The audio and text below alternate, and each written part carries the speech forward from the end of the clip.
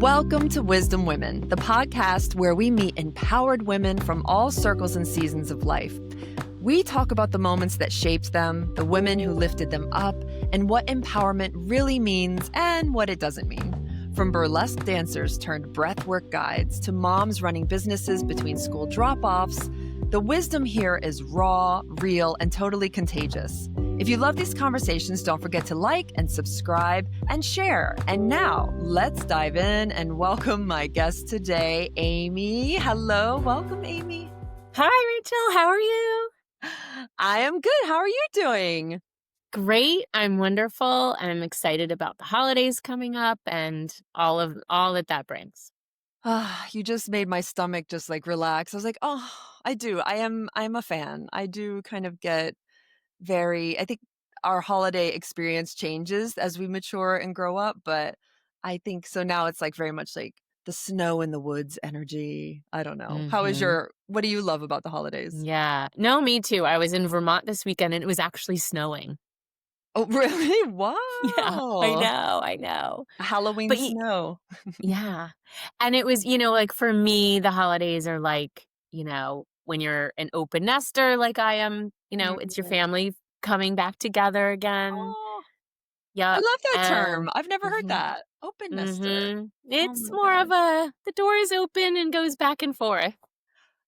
That gives me a little bit of peace. Thank you for that. But first, let me introduce how I know you. So Amy has been fluttering around the sphere of my world. Different friends of mine have gone to her for nutritional support and coaching.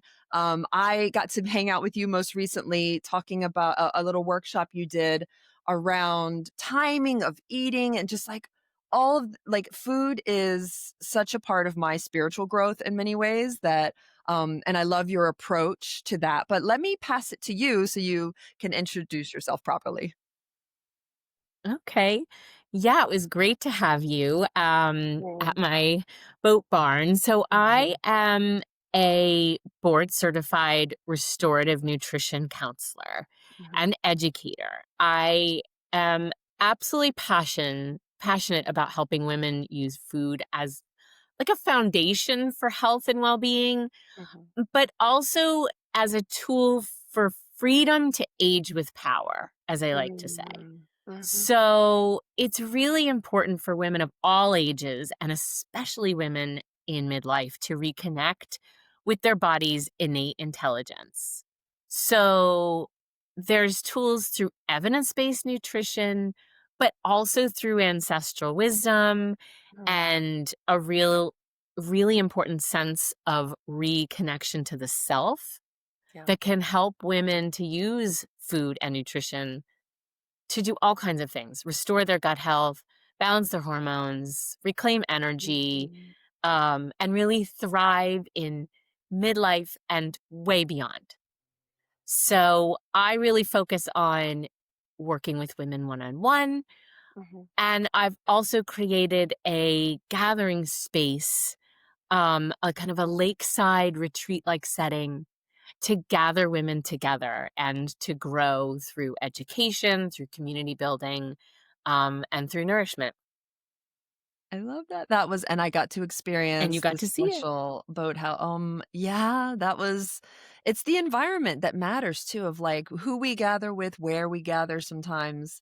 And that brought so much to our session that day. I really do think, and I think that, saying also about this midlife time of life that I think I think I wanna, like, witness this and right now how there's a grieving phase of this of, like, I can't eat like I used to eat or, things are shifting in some ways besides even all the hormonal elements, like, just that the body is a bit different, and Hmm. do you feel that there is that do you notice women kinda grieve that? Is that the resistance sometimes, or I don't know. That's It's a just something great about word to use is resistance, because the Mm, way that I see this time in our lives is first of all, it shines a spotlight on imbalances and kind of, it's not that our bodies are so much changing as that we're like kind of remembering like what Oh, is actually kind of supposed to go on in our bodies.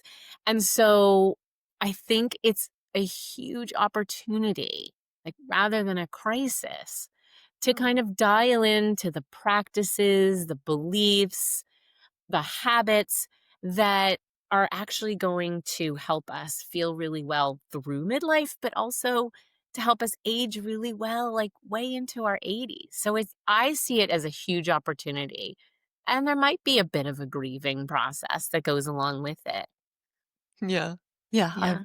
that could be my own, but I think food has been a big part of my whole life of kind of it's a complicated relationship, and I think later and then, oh, there's so much more options, I think, out there for us to eat well, and I think finally that doctors are putting it together that the nutrition is a bigger part of our health than I mean, of course, yes, they've always believed that, but I don't think they've ever taken a look when I had autoimmune things happening and before they'd be like, "Oh, well, it's just inflammation and we are just gonna treat that and here's a steroid or whatever."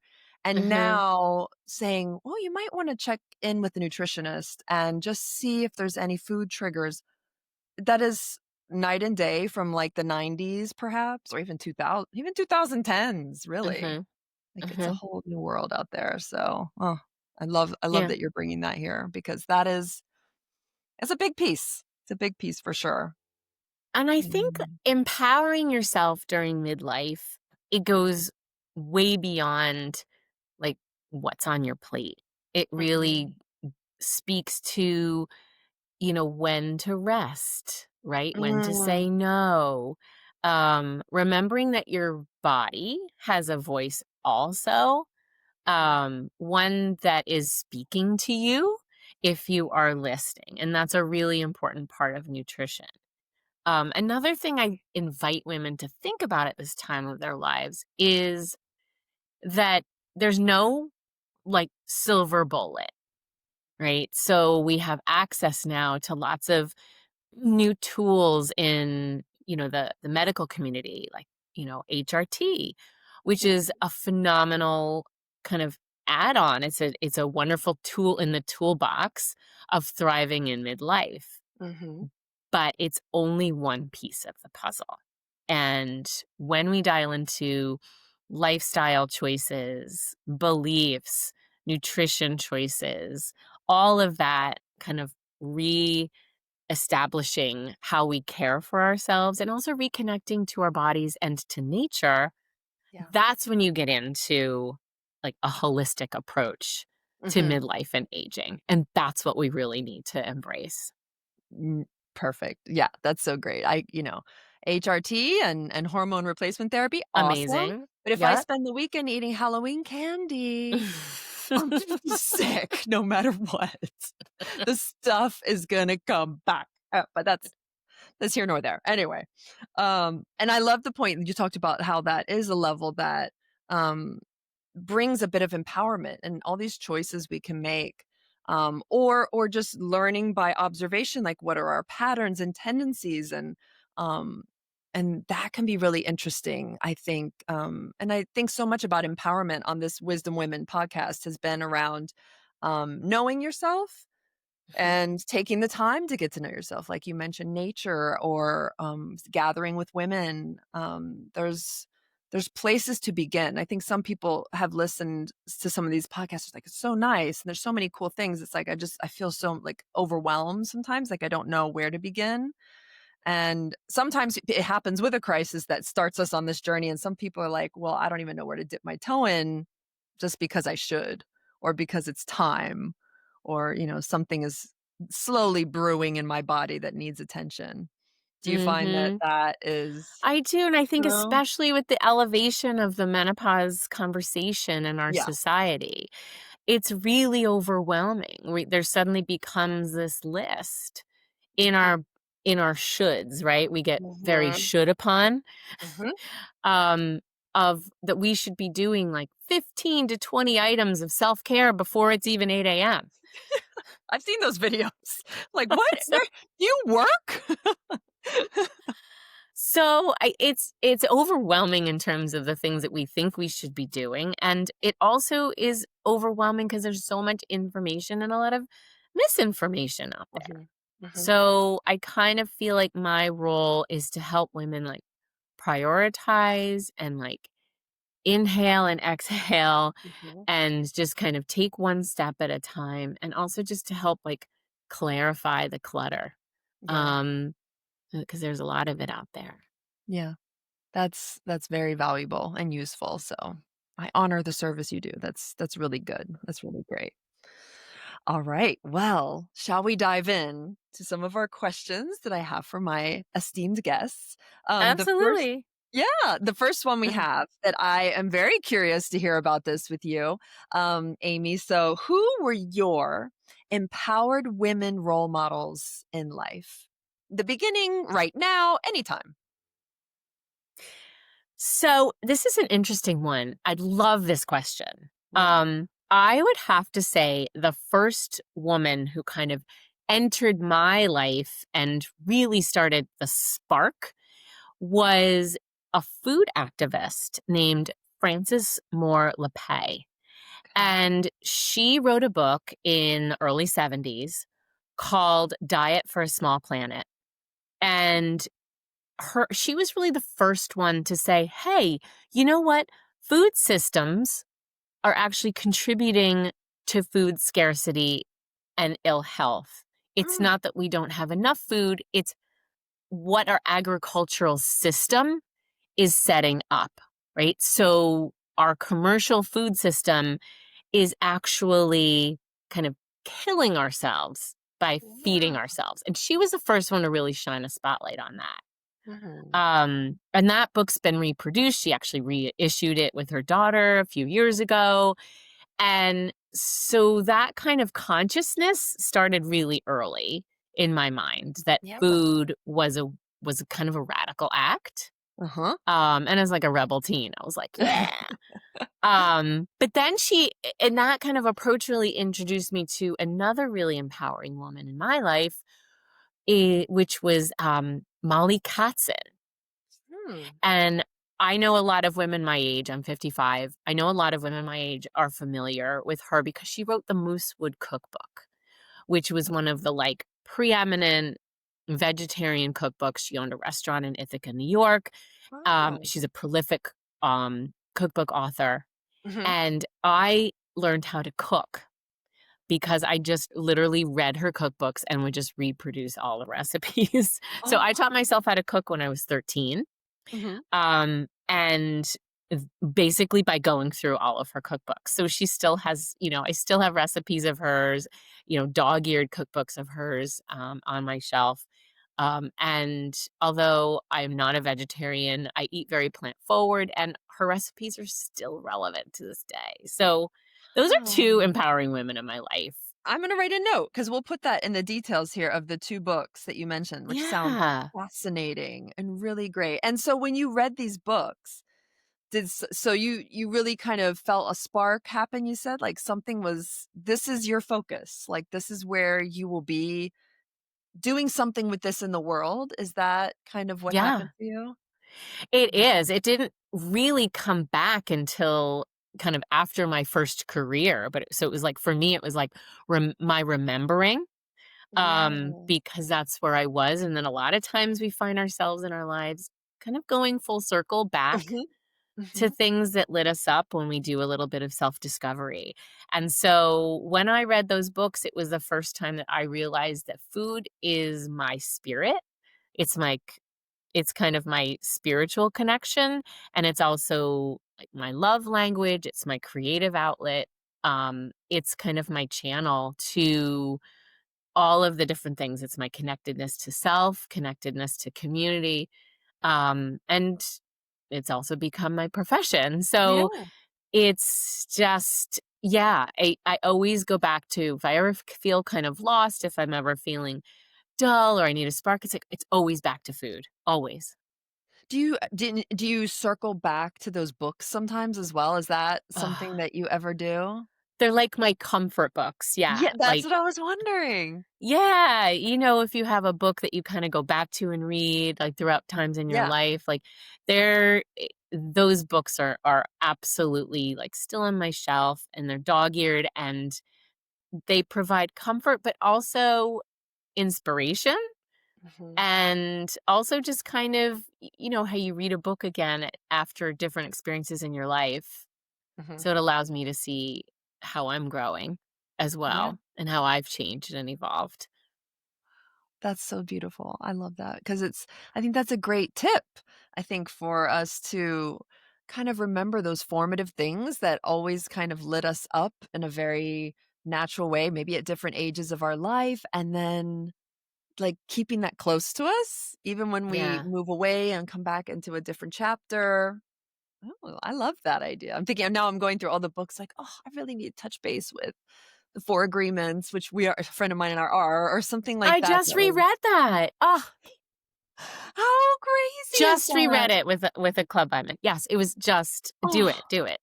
we Yes. started with that Align group that I'm with, like, she's going through it, like, chapter by chapter, the Mhm. facilitator of the group. It's Mhm. like, this is a totally different experience this time. How did you feel rereading it? Oh, it's absolutely one of those books that completely changes as you read it as an older person Yeah. because the first agreement is kind of being true to your Mhm. word. Yeah. And that meant so many different things to me as I was revisiting it, just about kind of self-kindness and being cautious, Mhm. about understanding the impact of what you're saying to Mhm. yourself and to others. Mhm. Oh, be Yeah. impeccable with your word. Yep. The That's impeccable yes, thank you.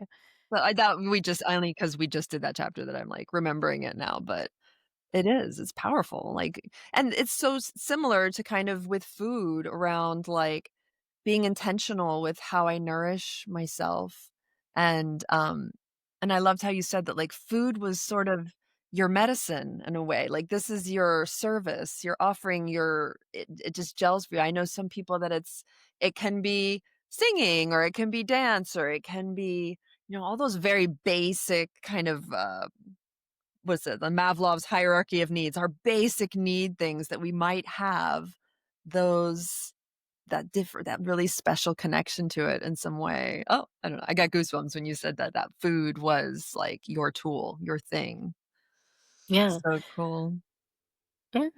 Yeah. So, all right. Well, that being said about those authors that you spoke of those empowering kind of women. So, if you were kind of looking back and seeing like what was it that really those traits of an empowered woman that wrote those books that had those messages that like what are those traits that you might kind of not identify, yeah, Mhm. identify in that for yourself. So, you know what I think is really interesting about those women, of course, and then other women that I admire today Mhm. is that many empowered women demonstrate kind of um, a usage and inclusion of many different sources of knowledge and wisdom. Mm, So there's especially nutrition, right? There's a specific focus on evidence-based research and science, which yeah. is absolutely essential. Mhm. And there's also the important need to look to nature, to Yeah. spirit, Mhm. to self, right? To ancestral wisdom. And Mhm. it's the inclusion of all of these sources that I think really helps women really come into their power Mhm. because we really rely on multiple sources of information to really distill what our truth is and what our voice is. Mm. I think that's really important. So perhaps like having an open mind to kind of say there are many truths here in this truth. Absolutely. Right. I mean, going back to something like chronobiology, right? Which Yeah. is really living with our circadian rhythms and optimizing. how we live as diurnal human beings. Mhm. And there's evidence-based research that talks about specific, the rise of cortisol in the morning and the rise of melatonin at night. But there's also, right, when we live in nature and we're naturally connected to those rhythms, Mhm. we know that we feel better. Mhm. Mhm. There's also kind of the sense of self and exploration in ourselves, like when we do different things in our own bodies, when we eat at certain times, when we exercise at certain times, sleep and rise, we know that we feel different ways. So Yeah. it's all of these sources of wisdom that help us understand and then communicate our perspective Right. on these issues. Right. Right. It's not like just It's not this just one. dogmatic, like, this science says this for everyone, right, in this Right. way. Like, there's many layers to it, it sounds like. Mhm. And then Oh, including, different schools of thought, whether that's like traditional Chinese medicine yeah. or, Ayurvedic principles. All of Yeah. these are all um, include science and self and nature and seasonality and communal collective wisdom. Mhm. Mhm. And I think that speaks to kind of a second element that is important for empowered women that I see is that empowered women are very curious. Yes. Um, they're not rigid in their beliefs, right? Mhm. They're Right. willing to be wrong. They're willing to change their mind. They Yeah. have the humility to change, to be wrong, to correct themselves because their curiosity is insatiable, Yeah. but also are courageous to say, hey, I was wrong, or that's what I used to think, and now I think this. Yeah. And I love that because I think, like you said before, being dogmatic Yeah. doesn't really allow us to really take on our full power. Um, Yeah. as women, Yeah. we're listeners, we're learners, Yeah. we trust our intuition as well as kind of external and internal sources of knowledge. Mhm. Mhm. Mhm. Yeah, that is something. I do feel like if I was listing the empowerment traits, it would be definitely around, like, I remember being at some kind of retreat or something, and the leader of it was said literally, like, somebody had asked her a question around something, she's like, "Wow," she's like, "I don't really know." I don't And know. I think that is something that I was like, "That's empowerment." Like, to say, "This is my open, like, slate here to find out, and the gratitude, thank you for bringing that up, that's interesting." Like, Yeah. without having the ego so much of, like, "I know it all." And I'm always like, "I know it all for my 45-year-old self today, but tomorrow that all changes." Just like Yeah. parenting. Soon as I have it, like, think I have it figured out, it's completely different again, and that keeps us humble, I think, as women, Yeah. maybe And you is can that. apply that to nutrition as well. There's, Yeah. funding, right, for scientific research for nutrition is kind of wonky. Yeah. So you're looking at evidence-based research, but you're also looking at, small research studies. You're Yeah. looking at anecdotes, which is like Mm. personal experiences and stories and storytelling and the narrative that women are sharing about their bodies and about their experiences. Yeah. And then, of course, you're going back to ancestral wisdom. So, Mm. with nutrition, it's especially important to be inclusive Mhm. of different sources of whys. Mm. What s Tell me more about the ancestral wisdom part of it, like, if that was something that you could is that something that you've always sort of embraced, or was that newer for you, or, like, what has led you to that inclusion into your work? I mean, probably personal experience Yeah? of not including ancestral wisdom. I think for me, I got really sick in my late 30s and early 40s. And I was very much living a very conventional lifestyle. I had digestive issues, hormone imbalances, sleep issues. I had all kinds of things coming up for me that were incredibly disruptive. And in order to heal, one of the first steps I found was nutrition. And that kind of set me on Mhm. my own personal wellness journey. But what my steps were wasn't necessarily adding in all these things. It was kind of starting to peel back Mm. and what I call remembering Mhm. the actions and beliefs that actually help us thrive. And ancestral wisdom is really just remembering. Mm. It's, tuning in to the seasons. Mhm. It's, right, doing different things in fall and winter and spring and summer. It's tuning in to what our bodies need at specific times. It's kind of peeling back and prioritizing care like sleep Mhm. and a slowing down and looking at kind of this ancient wisdom, whether it's ayurvedic or Mhm. other cultural ancestry. We can learn a lot from Mhm. our ancestors, and we keep going back to that. Like, let's think about how we've all embraced bone broth, right, where we were Right. eating like chicken noodle soup for a while out of a can. Yeah. And now many of us have woken up to the fact that our grandmothers, our ancestral wise mothers, were using the entire animal and creating these beautiful, slow, savory stocks that were Mhm. so nourishing. Mhm. So, like, that's an example of ancestral wisdom. Like, oh, Yeah. what was my grandmother doing? Yeah. What were other Yeah. people's grandmothers and grandparents and ancestors doing? Because that wisdom, we're waking up to that, Yeah. absolutely, Sure. and I Mhm. love to see that. Yeah. Yeah, we're really much more aware of that.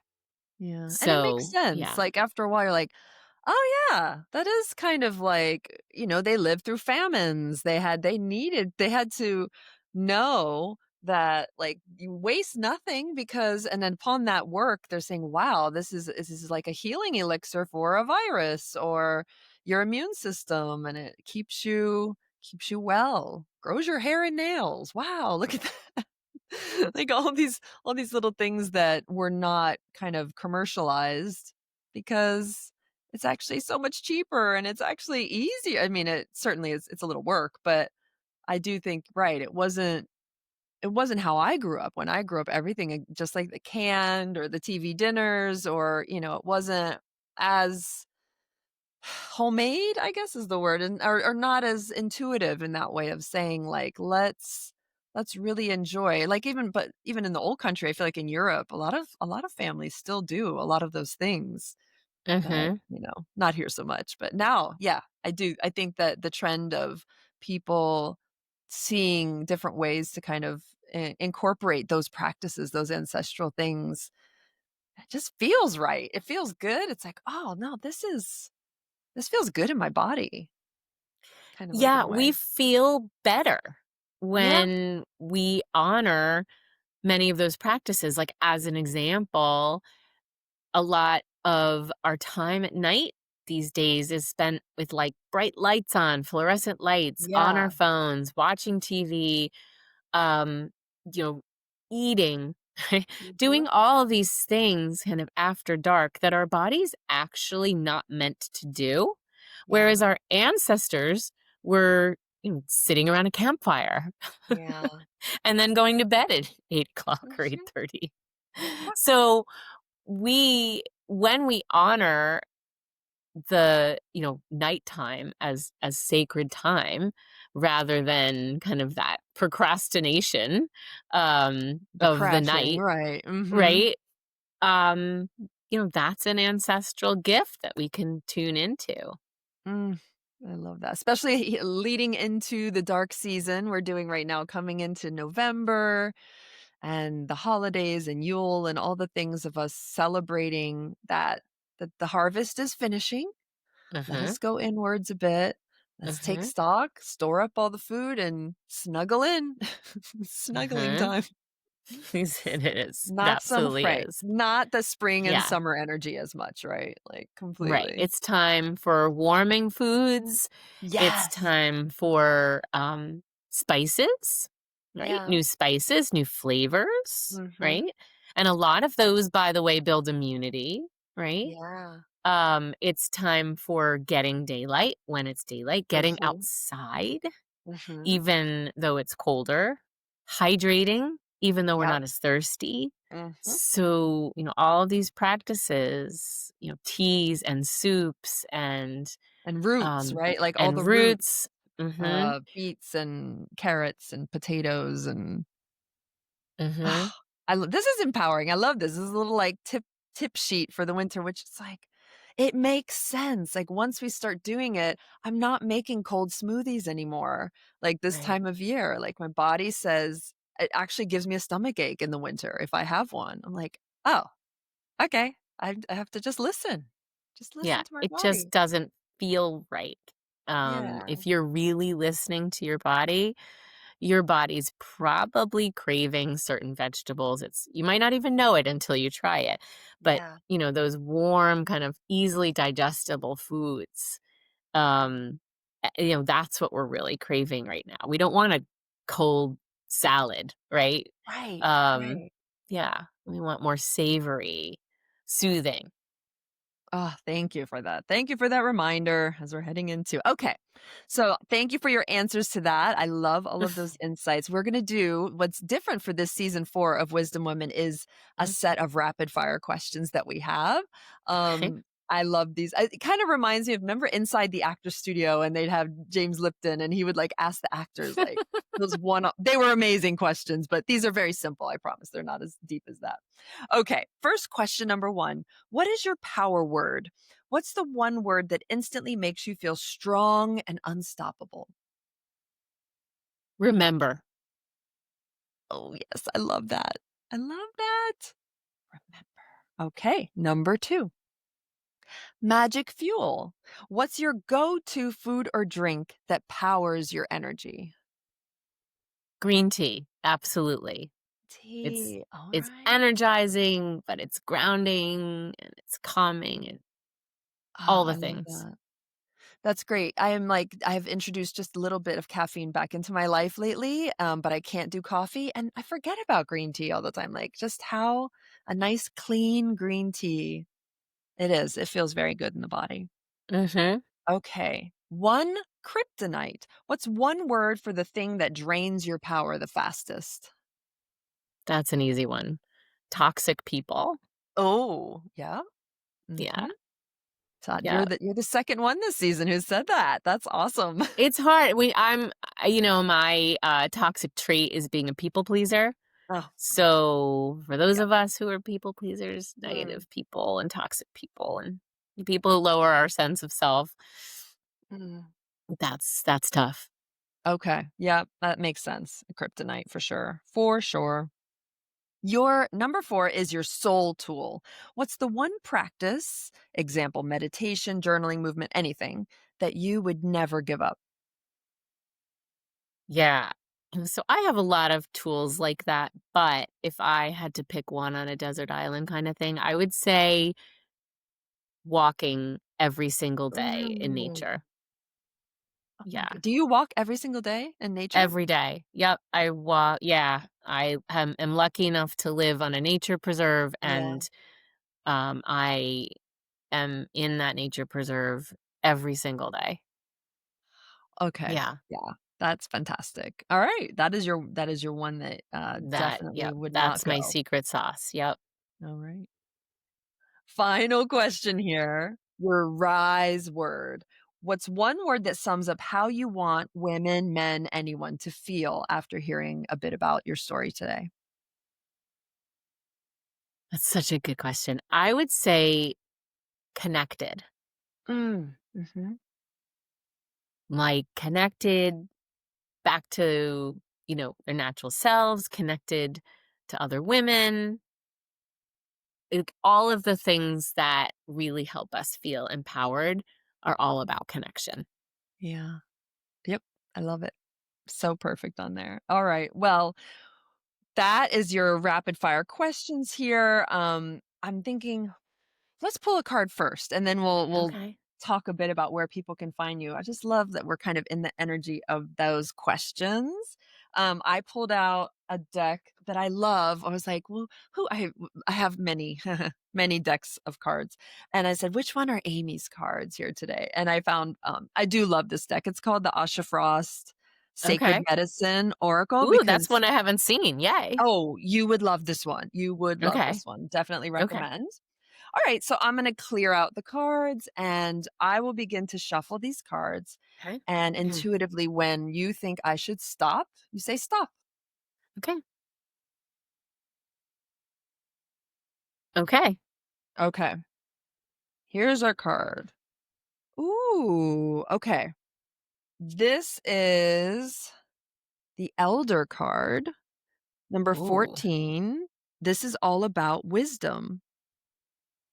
Wisdom. Okay, I don't know if that camera flips it around properly, but let's hear it. Let's see what it has to say Okay. Okay. because Let's hear it. it has beautiful, beautiful writings here. Okay. In the indigenous communities, elders are revered and honored as the wisdom holders, ancestors, ancestral wisdom, like we were just talking about, the way showers, and the knowledge keepers. When we sit before an elder and ask for guidance, we offer them our sacred medicine of tobacco to receive the Creator's wisdom through them. If you are at a crossroads right now, this card asks you to sit with the medicine of the eldership.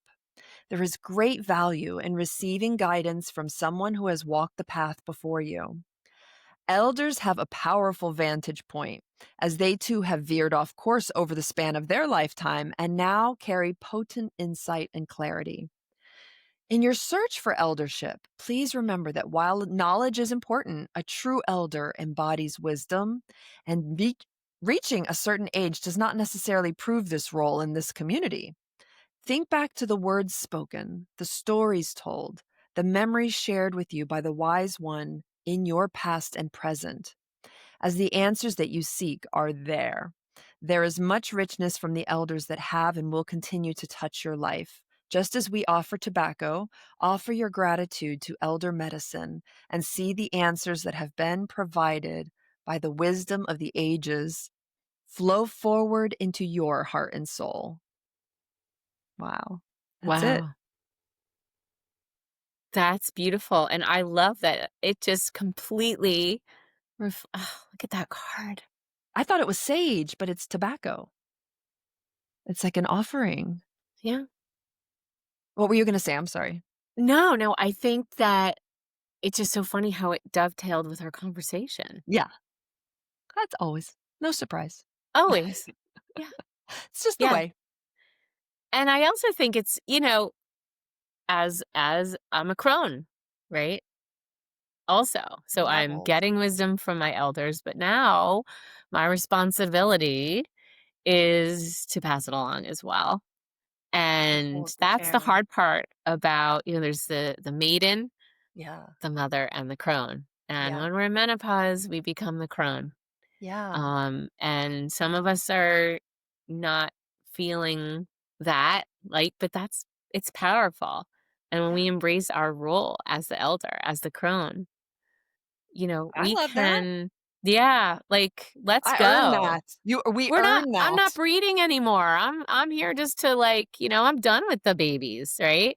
Yeah. And that takes a lot of energy. And when you're not expending that energy, then think about that creative power, that connection, like what you Mm. have to give is elevated. I remember Brené Brown or something has said Mhm. this, and it just always pops in my head around that she talks how the big flip in life happens around 40 where like the universe comes into our ear and says, "I'm not effing around anymore. Like this is time." Now you right? It's like if your biomechanics are not focused on breeding so much and procreating as much, now it's time to do the work. And sometimes that would happen for me. I always say that's where it was hard. It was the It's body so painful. challenges, and then the wisdom that comes out of that is is something we're meant to embody. Like we this role is important. Mhm. It's not like falling into the night and like just kind of like stepping back. This is when we're supposed to step forward Mhm. so Mhm. much more. Mhm. I believe Yeah. that wisdom. Ugh, I got Yeah. goosebumps from that. It's so Yeah. good. Yeah. And tapping into the wisdom, like at your next family gathering, it's like, Yeah. find like an aunt or someone in that you like just start, we kind of start to feel invisible sometimes as we get older Yeah. in this society. Mhm. Um, like find that aunt, find that grandmother, find that, older in law and say, hey, tell me about something. What was your experience with this? Yeah, Because that's that's true. really all of these collected stories are important for who we become. So there's so much to share and so much to learn. So much to learn. I love it. I love it. So, well, thank you, Amy, so much for coming today, for sharing all of your wisdom and beautiful knowledge. It resonates so deeply for me, and Ugh, thank I'm so you. excited that we get to share that with whoever might watch this or enjoy this or just take a little bit of what resonated for them today. So, please tell us like just how people can find you. I will also include that in our show details as well. But please Awesome. just share us what you do. So, your viewers can find me at womanminded.com. I'm also on Instagram at Woman Minded Wellness. You can sign up for my newsletter called Second Mhm. Spring, which shares kind of tips, like goings on, recipes, just insights into how you as a woman can age really well, um, naturally. Mhm. Um, and there's all kinds of fun events coming up that you can find on my website as well. Yes, I've participated and I love the email. I still receive that. It's got amazing kind of tips in there and stuff. So, oh, that's so good. Well, thanks, Amy, again for participating in our Wisdom Women Circle. You are now an officially wise woman that has been on the show. You've had such And great women on. I feel so honored. you are in good company, definitely. And I can't wait to watch more of the offerings that you begin to share with everybody. And yeah, that's it. Thanks so much again for coming. Thanks, Rachel. Thanks for having me. Have a great day. Have a You beautiful too. day.